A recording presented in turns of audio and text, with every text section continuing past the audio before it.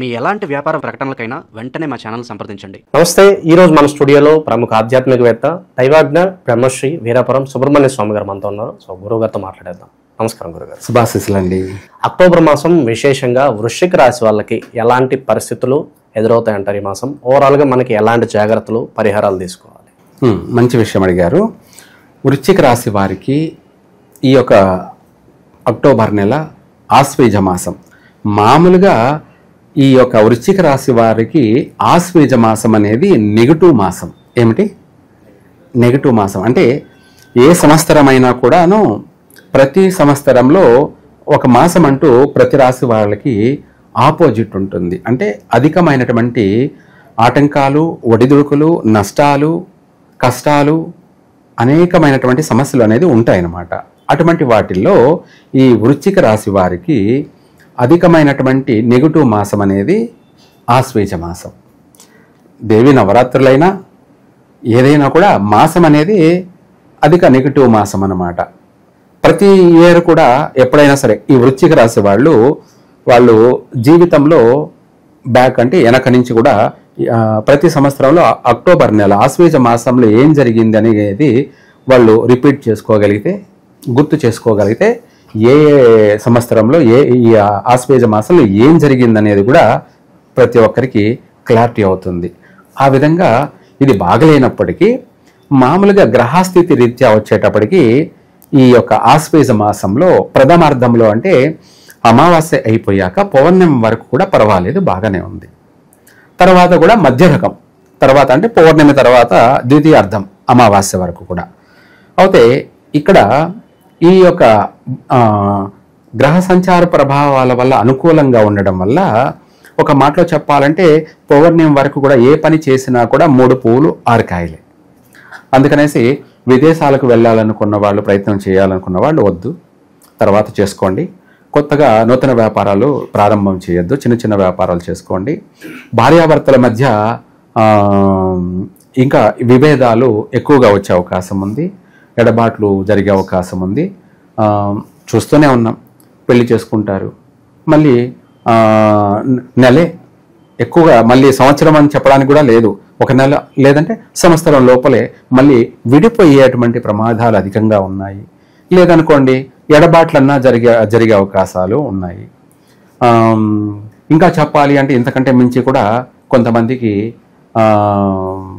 అంతకన్నా మించి నష్టం జరిగే అవకాశం కూడా ఉంది. అంటే ప్రమాదాలు, ప్రాణ నష్టాలు కూడా జరిగే అవకాశం ఉంది. కాబట్టి ఎంతైనా సరే వీళ్ళు దైవిక ఆరాధనే వీళ్లకు శాశ్వతంగా కలిసి వస్తుంది. ప్రాణం పోవాల్సింది చిన్న స్వల్పమైనటువంటి గాయంతో పోతుంది. గ్రహాలు అనుకూలంగా ఉన్నాయి కాబట్టి మధ్యమైన ఫలితం. ఆర్థిక పరమైనటువంటి విషయాలలో ఎవరికైనా మీరు డబ్బులు ఇవ్వాలనుకుంటే ఇవ్వద్దు. ఎవరికైనా డబ్బులు ఇవ్వాలనుకుంటే ఇవ్వద్దు. వస్తువు రూపంలో కూడా ఇవ్వాలనుకుంటే ఇవ్వద్దు. ఇచ్చారనుకోండి అవి తిరిగి రావు. వాటి విషయం మర్చిపోవాల్సిందే అంతే. ఇంకా అది వస్తువైనా కావచ్చు, లేకపోతే ధనమైనా కావచ్చు, ఏదైనా సరే, అది వాహనమైనా కావచ్చు, వస్తువులైనా కావచ్చు, ధనమైనా కావచ్చు, ఏదైనా కావచ్చు. తర్వాత నూతనంగా ఏదైనా వ్యాపారాలు ప్రారంభం చేయాలి అనుకుంటే పౌర్ణమి లోపల చేసుకోవచ్చు, పౌర్ణమి తర్వాత చేయకూడదు. పౌర్ణమి తర్వాత చేస్తే కలిసి రాదు. పౌర్ణమి తర్వాత చేస్తే మనం చేసిన వ్యాపారం అనేది మనకు అంతగా డెవలప్మెంట్ ఉండదు. మధ్యలోనే మళ్ళీ ఆటంకాలు వచ్చే అవకాశం ఉంది, ఆగిపోయే అవకాశం ఉంది. లేదంటే జరుగుతుందంటే ఏదో జరుగుతుంది అంటే వాళ్ళ జీవన విధానానికి కూడా సరిపోయే అంత ఇది కాదు. మన యొక్క టైం వేస్ట్ అనేది వాస్తవం. మనం ఆ వ్యాపారం చేస్తున్నామంటే మనకు తగినటువంటి లాభదాయం ఉంటేనే చేయాలి, లేకపోతే చేయకూడదు. ఏదైనా సరే, అది ఎంతటి ఏదైనా సరే, అది చిన్న వ్యాపారమా పెద్ద వ్యాపారమా కాదు, మనకు దానివల్ల లాభం నష్టమా అనేది ఇంపార్టెంట్ చూసుకోవాలి. లాభం ఉంది అనుకోండి చేయొచ్చు. అయితే ఇవి అందరికీ తెలిసిన విషయమే. కానీ పౌర్ణమి తర్వాత అమావాస్య మధ్యలో ప్రారంభం చేస్తే జరగదు, ఆగిపోయే అవకాశం అధికంగా ఉంది. ఇంకా చెప్పాలంటే వాహనాల విషయంలో మాత్రం కొనకూడదు. వృశ్చిక రాశి వాళ్ళు ఈ ఆశ్వేజ మాసంలో వాహనాలు, ట్రావెల్స్ బిజినెస్ చేయాలనుకున్న వాళ్ళు కానీ, లేదంటే పర్సనల్గా కొనుక్కోవాలన్నా కూడా వాహన విషయాల్లో చాలా జాగ్రత్త ఉండాలి. ఎందుకు అది కూడా అంటే, మనం ఇందాక చెప్పుకున్నట్టుగా కొంతమంది పేర్ల మీద కూడా ఏమిటి అనేది కూడా తెలుసుకుందాం. వృశ్చిక రాశి వాళ్ళు వచ్చేటప్పటికి తో అక్షరం మీద ఉండేటువంటి పేరు విశాఖ నక్షత్రం 4వ పాదం వృశ్చిక రాశి. తర్వాత నా, ని, ను, నే అనే అక్షరాల మీద పేర్లు ఉన్నటువంటి వాళ్ళు అనురాధ నక్షత్రం వృశ్చిక రాశి.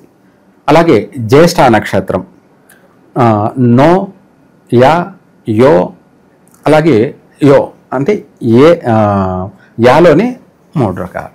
ఇందులో మనకేంట్రా అంటే ఈ 4 పాదాలు కూడా జ్యేష్ఠ నక్షత్రం వృశ్చిక రాశి కాబట్టి ఇవంతా కూడా వృశ్చిక రాశి వాళ్ళు కాబట్టి ఈ వృశ్చిక రాశి వాళ్ళకి వారాలలో శుక్రవారం కలిసి రాదు.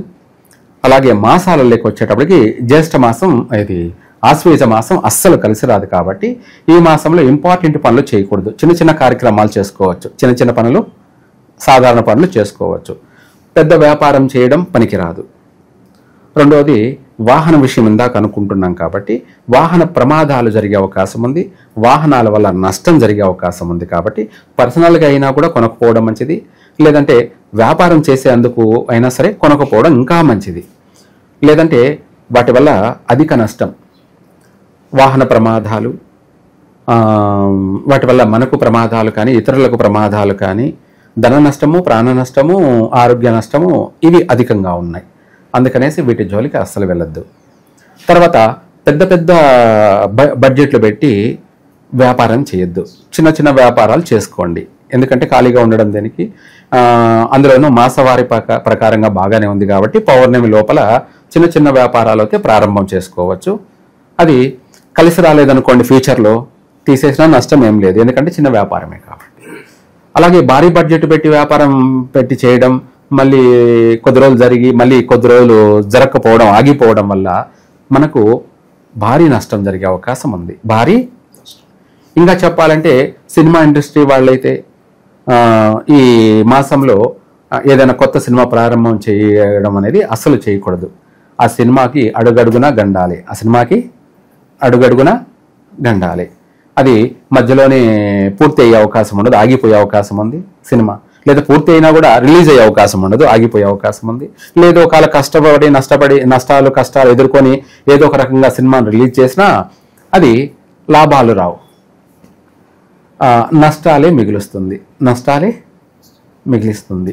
అంటే అలా వ్యాపారం అనే దాంట్లో ఇలా ఉంటాయి అన్నమాట. కాబట్టి జాగ్రత్త ఉండాలి. ఆరోగ్య విషయాల్లో మాత్రం చాలా జాగ్రత్త ఉండాలి. ఎవరు? వృశ్చిక రాశి వాళ్ళు. ఇది మనం తరచూ చెప్పుకుంటూనే వస్తున్నాము.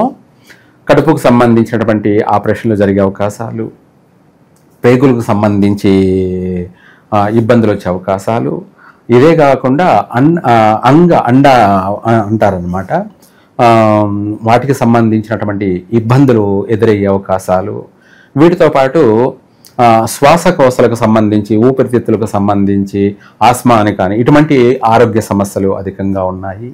తలకు సంబంధించి ఎక్కువగా ఇబ్బందులు వచ్చే అవకాశం ఉంది. హెడ్ ఏక్ అని కానీ, కంటికి సంబంధించి, తలకు సంబంధించి ఇటువంటి ఇబ్బందులు వచ్చే అవకాశము ఉంది. ఇవే కాకుండా ప్రమాదాలకు గురి అవకాశం ఉంది కాబట్టి జాగ్రత్త ఉండాలి. ఆ ప్రమాదాలు ఏంటి?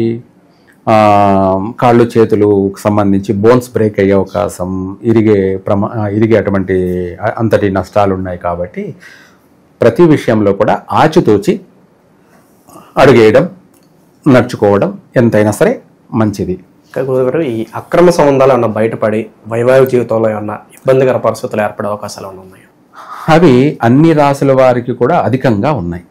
ఇవి ఈ సమస్యలు అధికమవుతున్నాయి. 100% ఇవన్నీ కూడా బయటపడేటివి. ఇది నిజం నిప్పు లాంటిది. అది ఎవరైనా సరే, ఎంతటి వారైనా సరే, ఎంత దాచాలన్నా అవి దాగవు. ఏదో ఒక రోజు ఒక్కసారిగా బాంబు బ్లాస్ట్ అయినట్టు అవుతూనే ఉంటాయి. అగ్నిపర్వతం పగిలినట్టుగానే ఉంటుందన్నమాట. అందులోనూ మరి ఈ వృశ్చిక రాశి వాళ్ళకి ఎక్కువగా ఉంటాయి. ఈ వృశ్చిక రాశి వాళ్ళకి ఇవి అధికంగా ఉంటాయి. ఎందుకంటే వృశ్చిక రాశి వాళ్ళు ఎప్పటికీ కూడా వాళ్ళు త్రాచు లెక్క నడుచుకోవాలి. త్రాచు అంటే కరెక్ట్గా నడుచుకోవాలి. వీళ్ళు చెడు వైపు మొగ్గు చూపారనుకోండి, వెంటనే సమాధానం చెప్పాల్సింది వస్తుంది. ప్రకృతికి అంటే అందరికీ సమాధానం చెప్పాల్సింది వస్తుంది. వెంటనే నష్టము ఉంటుంది, వెంటనే రివర్స్ అయ్యే అవకాశం ఉంది, వెంటనే దెబ్బలు తగిలే అవకాశం ఉంది, వెంటనే నష్టపోయే అవకాశాలు ఉంది, మళ్ళీ అందరిలో అవమానాలు పాలయ్యే అవకాశం కూడా ఉంది. ఇంకా చెప్పాలంటే అనేక రకాలుగా కూడా ఇబ్బందులు ఎదుర్కోవాల్సిన పరిస్థితి వృశ్చిక రాశి వారికి అయితే ఉంది. ఒకవేళ ఎవరైనా ఇల్లు కొనాలి అనుకుంటే ఈ 15 రోజుల లోపలే కొనచ్చు. ఏది నవరాత్రులు, ఆశ్వేజ మాసం అమావాస్య ప్రారంభమైన మరుసటి పాడ్యమి రోజు చేయకూడదు. రెండో రోజు అంటే విధియ రోజు నుంచి ప్రారంభం చేసి పౌర్ణమి లోపల ఏదైనా సరే కొనుక్కోవచ్చు. మామూలుగా మా గ్రహాలు అనుకూల రీత్యా ఉన్నాయి కాబట్టి మామూలుగా అయితే ఈ మాసం అసలు కొనకపోవడం కూడా చాలా మంచిదే నన్ను అడిగితే. ఎందుకంటే నెగిటివ్ మాసం కాబట్టి కార్తీక మాసంలో చేసుకోవచ్చు. ప్రస్తుతం అయితే ఇల్లు అనేది జీవితకాలం ఉపయోగపడేటువంటిది, టెంపరవరీ కాకుండా మనం అందరూ స్థిరపడాలి, బాగుండాలి కాబట్టి. సరే, ఏది ఏమైనప్పటికీ ఇటు మాసం అనేది మాసవారి ఫలితాల కింద బాగున్నప్పటికీ ఈ మాసం నెగిటివ్ మాసం కాబట్టి దీన్ని మధ్య రకంగా మనము పరిగణలోకి తీసుకుంటున్నాం. మధ్య రకమైనటువంటి ఫలితాలు అని అర్థం. వీళ్ళు అనుక్షణం రాత్రింబవళ్ళు కూడా దైవ దర్శనం, దైవారాధన, దైవ నామస్మరణ చేసుకుంటూనే వీళ్ళ కార్యక్రమాలు, వీళ్ళ పనులు చేసుకోవచ్చు. ఎందుకంటే ఆ చేసినటువంటి ఆ పూజా ఫలం అనేది మళ్ళీ వీళ్ళకు కలిసే వస్తూ ఉంటుంది. అందుకనేసి ఈ వృశ్చిక రాశి వాళ్ళు అధికంగా నాగారాధన చేయడం కానీ, సుబ్రహ్మణ్య స్వామిని కానీ, లేదంటే గణపతిని కానీ, లేదంటే శివారాధన కానీ ఈ వృశ్చిక రాశి వాళ్ళకి ఎంతో కలిసి వస్తుంది. శివుడికి ఏదన్నా వీళ్ళు అభిషేకం చేసి, లేదంటే ఏదైనా తిరిగి ఏదన్నా వాళ్ళు మొక్కొని వస్తే వెంటనే నెరవేరే అవకాశం ఉంది. వెంటనే వాళ్ళు అనుకున్న పని జరుగుతుంది. లేదు, గణపతి దగ్గరికి వెళ్ళి వాళ్ళు ఆయనను పూజించి ఆయనను ఆరాధించవచ్చినట్టు అయితే అనుకున్న పని వెంటనే నెరవేరే అవకాశం ఉంది. లేదు, నాగారాధన, సుబ్రహ్మణ్య స్వామిని వీళ్ళను ఆరాధించినా కూడా కొన్ని విషయాలలో వీళ్ళు బయటపడతారు. అనేక విషయాలలో, కొన్ని విషయాలు ఏం కాదు కానీ అనేక విషయాల్లో కూడా బయటపడే అవకాశం ఉంది. తప్పించుకు తిరుగువాడు ధన్యుడు సుమి అన్నట్టుగా ఆ రాబోయే ఉపద్రవాల నుంచి వీళ్ళు బయటపడతారు. ఓవరాల్గా వృశ్చిక రాశి వాళ్ళ పరిస్థితి ఈ మాసం ఏ విధంగా ఉండబోతుంది, ఎలాంటి జాగ్రత్తలు తీసుకోవాలి, చాలా బాగా వివరించారు. ధన్యవాదాలు. సర్వే జన సుఖినో భవంతు.